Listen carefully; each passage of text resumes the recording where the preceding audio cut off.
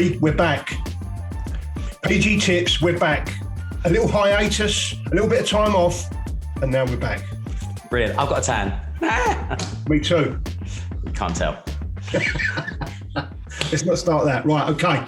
Listen, without any further ado, there is a subject that you and I do not agree on that I would like to discuss with you today. Now, that subject is when we get a newbie into the business, okay, who's going to be responsible for the acquisition of new client. My suggestion is that we get them on the phone to prospect clients within 4 weeks. What's your suggestion? First day. Please feel free to explain. He's got notes. I'm worried he's got notes. The most important skill that any recruiter should have in today's market and the future market is their ability to win new clients. Be all and end all. Agreed. The ability to influence the fee payer is absolutely key and primo into any successful recruitment business. There's a cost of acquisition of every CV within the organization. So it's getting used to pitching to customers is golden. Now, whatever, I don't know if you ever watched The Hunt for Red October when they found, when they had that little piece of sonar kit, and they said, when the kit gets confused, it runs home to mama. So the first thing that you teach anybody in recruitment, and you make them a certain to a required skill set, ideally master level, of doing one thing, they will return to that skill set over and over again. When the market turns, and it is going to turn at some point, this is going to be fundamental. But the problem is, over the last 10 years, lots of people who have done very well in recruitment haven't acquired the skill to master clients and win clients. There are several layers of management out there who've never actually had to do this. They become very successful as recruiters by speccing CVs and never actually pitching a client. The more vacancies you have, here's one for you. The more vacancies you have, it's more important to get more clients. More vacancies, it's more important. That's the only way by which you become more selective and you can push fees up. You can't succeed in contracts if you're not 100% client focused. Okay. So that's my lobby for you. And the thing is, so my argument is, it's massively important. Do it day one so that it's never this dark art. So candidate, expand it. It's dead easy. And then suddenly we're saying next week you'll speak to clients and everyone goes, whoa. Do it day one. You never nerve about it. Yeah. Okay. So there's so many things that I want to say there, because I'd like to go off a tangent a little bit if I can as well. Firstly, you said influence. I poured he can. I tore a putty cat. Okay, but anyway, we'll leave that. I'm sure Neil will cut that. Yeah, of course it won't. I wholeheartedly agree that it is. I wholeheartedly agree that it is the most important skill. Gary, you know that between us, or that me, I've trained over 1,000 recruiters in the RDLC over the last 3 years, right? And 75% of them, as a minimum, have never had to pitch or never been trained how to pitch, which is a shocking but true stat. Somewhere along the line, this beautiful, wonderful skill that we loved, has been eroded, has been diluted, and they just don't know how to do it, right? I agree with you wholeheartedly that naivety is bliss. And I may even suggest removing the term business development from your rookie's mindset, because it makes it a thing, right? It makes it bigger than it actually is. In fact, that when you go to the bar and pay for a pint and your client goes to the bar and pays for a pint, you pay exactly the same money. So it should never be put on a pedestal. What I do believe, though, is we should give them some strategies to allow them to be better earlier. So the only reason that I say week 4 at the latest is because what it allows me to do, it allows me to ascertain how good they are at collecting information and what appetite they've got for information. It allows me to give them some call openers, some call structure, some lyrics. It allows me to give an objection handle, very, very base stuff that will just get them into better positions more early.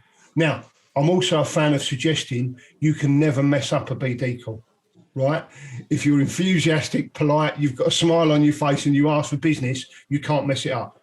But I want to give them more early so it's successful earlier. Right. So in my business, I think we were pretty successful. Two and a half thousand recruiters. 100%, they're all pitching clients day one. And the reason for it, that we were kind of early movers. I mean, we're going back 20 odd years here in product. Yeah. So if you're in perm, the easiest product to sell is a bundle.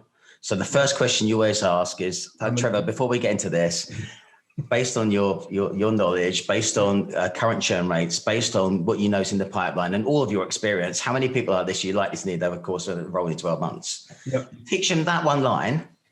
And every time they get a fish on the whale, they put the hand up and it's like Rico in Boiler Room. It's like the broker. Yeah, Rico. A manager will fly over and show you how to close it from that. Yeah. It literally means people are getting wins and success with one question. Yeah. All you have to do is teach them one product. They learn how to master it and close it. Then you give them a second product. They learn how to master it and close it. They're selling exclusives and retainers from day one. It builds so much inner confidence. The issues are not many businesses are that far down the line.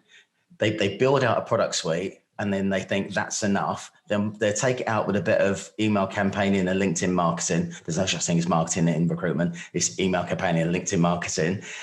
And then they just assume that the phone's going to start ringing. Yeah. You have to learn how to pitch this stuff. So we were very, very familiar with pitch it. And these are the 6 objections you're going to get. And this is the answer to each one of those 6. Yeah. Yeah. Asking questions in today's world. I had an argument with someone in the pub about this yesterday.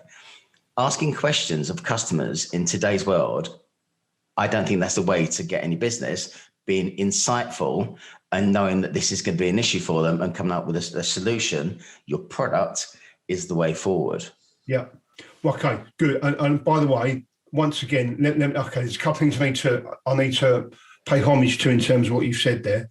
What you achieved is irrefutable, right? What you did at S3, but you created a behemoth, right? You created a business development giant, right? And there's no. There's no disrespect. Now, they were a moment in time. They were a moment in time that you achieved that, right?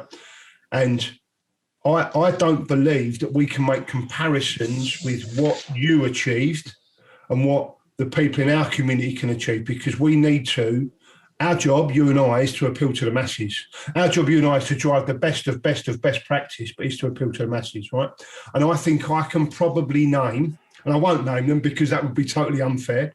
I would suggest that between us, you and I, we've productized how many of our agencies? 50, 100? I don't know. It's a big number, right? Yeah.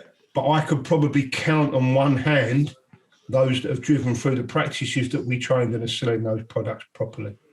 Weaponizing. And they're fully weaponized and doing this, become part of their pitching DNA.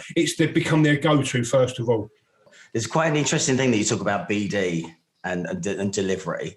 I think we need to get rid of the word delivery from our vocab. Yeah. I like the idea. In the war for talent, we've got bomb disposal and the SAS. Yeah. So it's BD being bomb disposal, and the SAS is sales and submission. Yeah. Now, sales and submission people aren't candidate driven. They're all about managing process, being able to influence a customer and bend to our will. Yep. And that starts by having this within your proper DNA. Oh, yeah, I think if we can get business leaders, team leaders, billing managers to understand the value of getting people to speak to clients really, really quickly, because literally, if you wait 6 months to move someone into a proper 360 role or a BD role or have an expectation, they're gone. Whoever comments, we should let them decide who is the winner. And do you know what? You're not the winner. I'm not the winner. Recruitment's the winner. It's a love, brother. That is brilliant. See ya. Stay out. Bye.